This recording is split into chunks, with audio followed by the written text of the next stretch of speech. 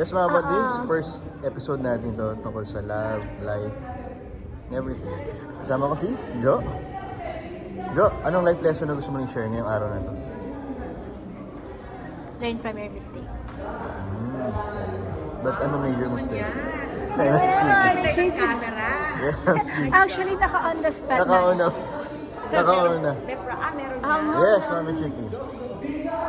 Anong mistake ba yun?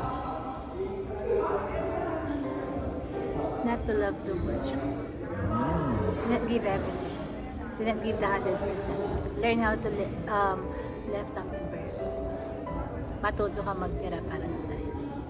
Dahil kung hindi, Dahil kung hindi, sa huli, kawawa ka.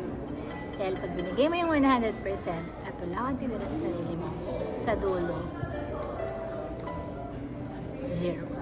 iiyak ka na naman eh. Hindi ako naiiyak. Ano ko yun? Okay na ako. Oo, andun na ako sa process na learning, yung lesson learned ko, ina-apply ko na siya sa process na dapat magiging okay na. Sa puntong ito, love o career?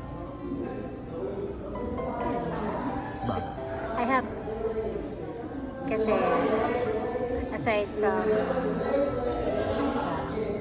from nagkamali na ako, let's say,